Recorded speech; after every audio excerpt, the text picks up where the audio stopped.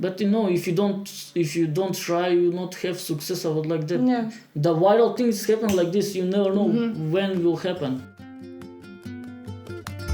Voices to hear. Hello everyone and welcome to Voices to Hear. My name is Taika and I'm joined today with Goraz Nikoloski. In this episode we will talk about Goraz's passion to photography and dive into the fascinating country of Vietnam, a Southeast Asian nation known for its rich culture, stunning landscapes and tumultuous history. Goraz, please tell us something about yourself. Where did your passion for photography came from? Well, hi first. I want to thank you for having me here. And I'm like 30 years old. I'm from here, local. And the passion for photography began like maybe 10 years ago when I bought one phone. And when I started just to make good pictures, I would say like that, and I didn't stop from there. So maybe the love began from there, and then I found some youth exchanges as well for photography. So I was going there to learn more, and I did learn from the teachers there from, I would say like that, teachers, because they were photographers as well. And after that, everything happened. I'm just taking photos since then, yes. Are you only doing, because you are a street photographer, right? Yeah, I like to take pictures street and urban, like architecture, street, and mostly that, yeah. Only that, but do you have any other fields that you are like... Also, I want to take like landscapes and sunsets a lot. Oh, yeah. Nice.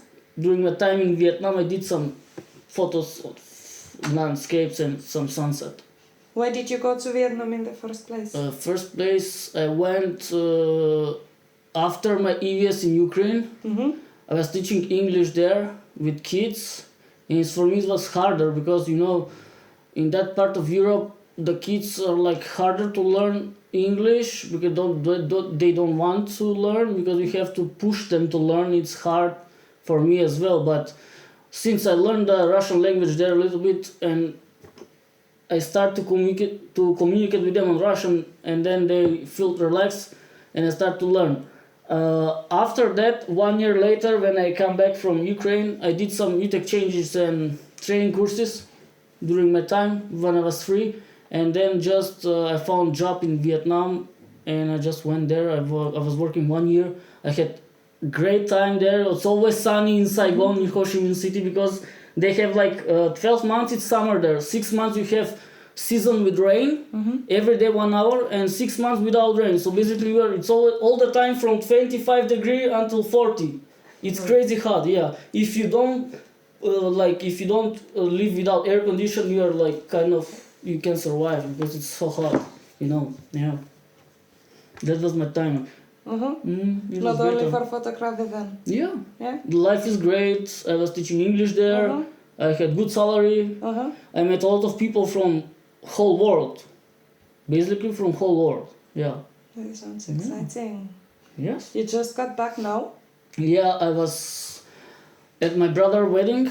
He get married with Vietnamese woman there, so I just came back like last week. Oh. Yeah. Are you gonna go back or stay home? Oof. It's difficult decision because right now it's much easier for me because on my brother visa I can stay up to 5 years there. So for that documents part, it's easy for me, I can relax, but it's kind of hard for a job, I would say.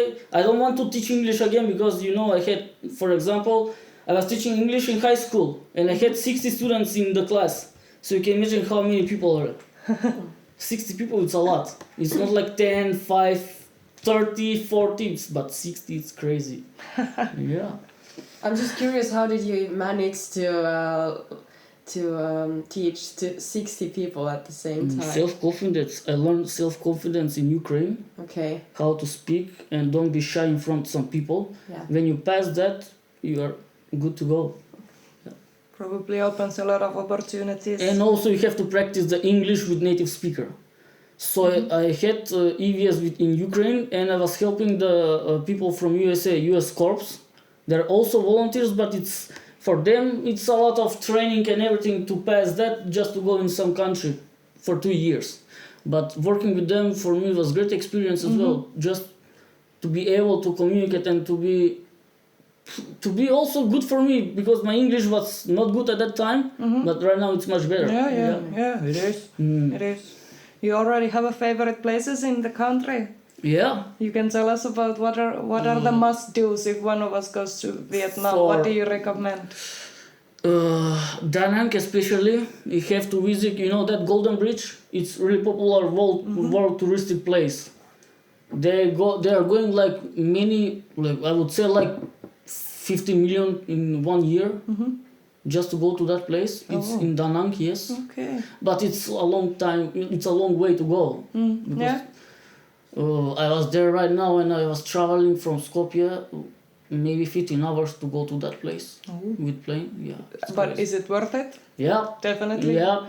What's your personal favorite? All the places in Vietnam.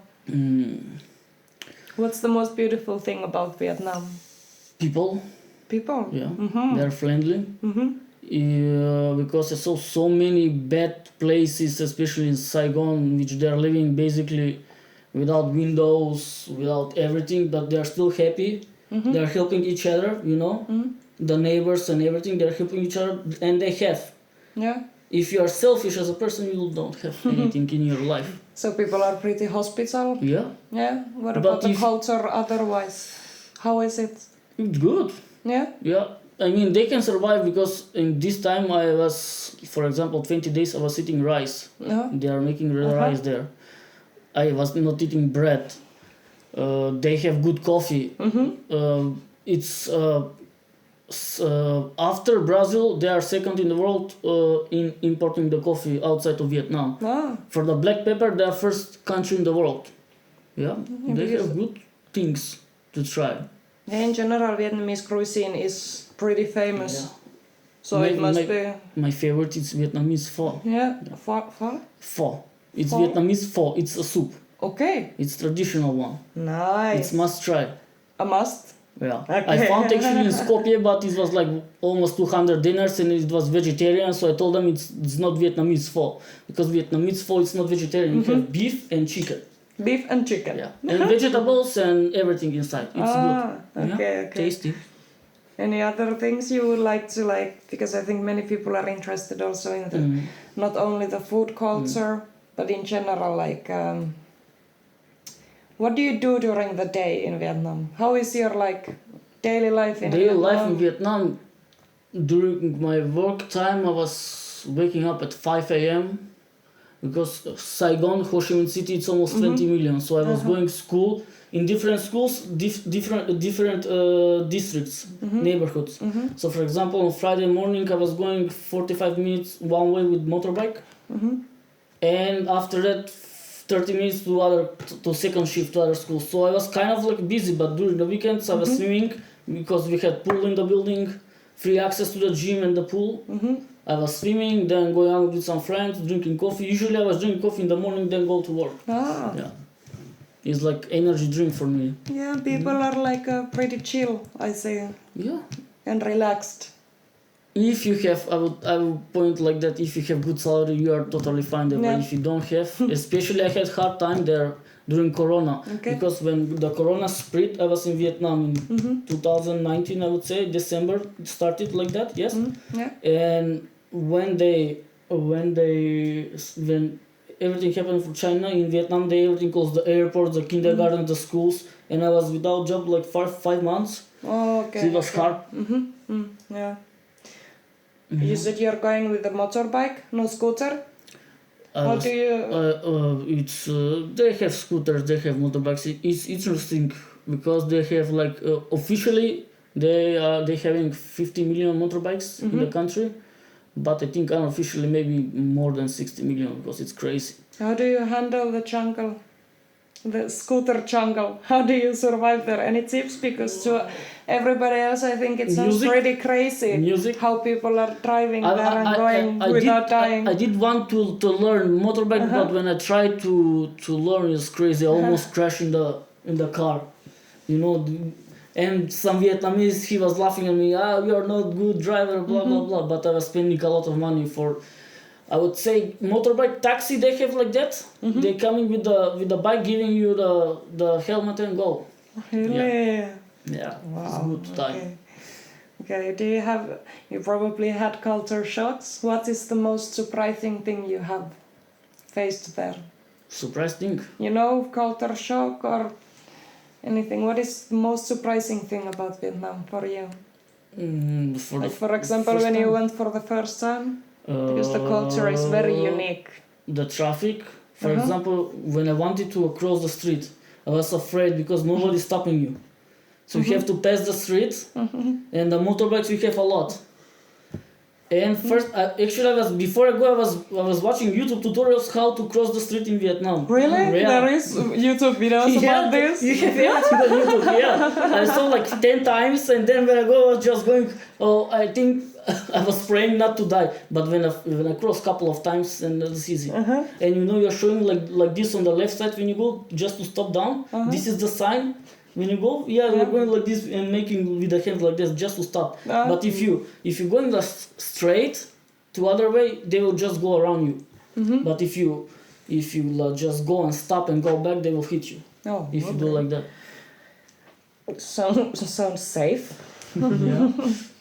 Are you going to, let's slide into photography a bit more. Do you have like plans to make, because right now it's a hobby, right? More of a hobby, or are you doing it professionally?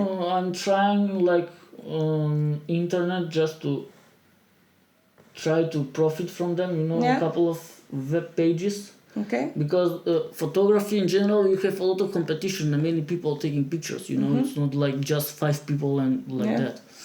So yeah, I'm trying like that. One picture went viral, like I have like 100,000 views on one picture. Oh, nice. Yeah, it's from Vietnam landscape. But if you don't try, you not have success about like that. Yeah. The viral things happen like this. You never know when it will happen, and that's why I'm not stopping. I'm just taking pictures every day almost when I have free time. So do you have like a dream or something similar that someday you would like make a living fully out of this? Sure. So it's your like Sure. complete passion. It's passion, but it's also for when you have a goal. Yeah. And you have to go to that goal, you have to pass a lot of mountains to take everything just to be successful, Also right now I have cheap camera, not good, but I'm trying the best with that camera as much as possible to make good photos, Yeah. Are you like, because you've lived in Vietnam and stuff, have you traveled anywhere like a lot in other places? You were mentioning Ukraine, but... I went to Ukraine and like tourist or? Anything. Like a tourist, more than 10 countries for sure, but I can't remember, Yeah. Balkans, Greece, Bulgaria, Turkey, Ukraine as mentioned, Switzerland, Croatia, France, Hungary. I want to go to Italy, but I haven't before, and I can't remember. But for me right now, the best one it's Vietnam. Are you always taking photos on your travels and everything? Is it like you... Yeah, before my camera I was taking with my phone, but right now with the camera all the time. So you are... I don't want to be like this, like in the face, it's not good. Because you have trouble. I just want to take from a distance. Yeah, we actually saw your Instagram, very impressive photos. Thanks. Yeah, we will link it also next to the podcast. Thank you. Yeah, sure. So is it the thing that usually wherever you are going, you usually have your camera with you? Because for example, when I saw the Instagram's pictures, it seems like you are just going somewhere and randomly takes pictures. So yeah, I like to take random pictures from people because I want to share that moment because for example, for me it's easy to go on for example, Vodno and take photos from the top, from the whole city. But for me, it's street photography. It's a little bit complicated because you have to share the moment and to capture the moment from the people or the streets and to share that. It's easy to catch, but after that you have to edit and everything on program software. Yeah, but the point is that to make the story from the picture, from that moment, if you capture at the right time. Yeah. Would you have any advice for aspiring street photographers, beginning people who want to start doing this? What is your advice on? Don't be shy, just go out, take the camera or phone and just take pictures. Just take pictures. Yeah. Uh-huh. I was, before I go Vietnam, actually I was shy here to take photos, but now after Vietnam, after 2000 pictures, I don't have, like, I'm not shy or just go and make photos and run away. But how did you learn to take good photos? Because I mean, I can also go. Everybody can take photos, but how did you learn the master it? You know. It's practice. Yeah. I mean, I watch a lot of YouTube videos from good photographers. It's not the same if you don't just sit and watch and you're learning from that guy or girl. You have to go outside and try by yourself. But if you do mistakes, it's okay. But every day practice is everything, you know. Yeah. If you go every day, you're going to be better and better. Are you only like self-taught, or do you have like some so-called professional training for photography, or professional courses, or? No, I'm just doing by myself. And just learn the program by myself as well. Yeah. You know, everything right now, because it's internet time, technology is going up. You will earn everything online if you want. I mean, you can just take the ideas, but you'll put your ideas on the program, and you'll have to make the photos better with your ideas, not what there are people telling you on YouTube. Yeah. Okay, I think we can start wrapping this up, right? I can speak Is like there 2 anything? more hours. Yeah, we can. Is there anything that I didn't ask you, but you feel like it's worth sharing right now? Like advice, learn as much as you can here, and then go do the thing outside of the country and be whatever you want to be. If you want to be English teacher, for you it's much easier right now to go in Asia and earn a lot. Yeah, just be yourself, do whatever you want to do in your life, be happy. Don't be sad, because sad can be depression, you know. That's why I learned from Vietnamese people, always smiling all the time. Because there's nothing better for your health than smiling. Yeah. And be happy with your people around you. That's a precious advice for everybody in anything to learn. Yeah. Okay, so thank you so much for joining us. Thank you for having me It was again. very interesting, Yeah. and thank you for telling your stories. Yeah, no problem. Voices to hear.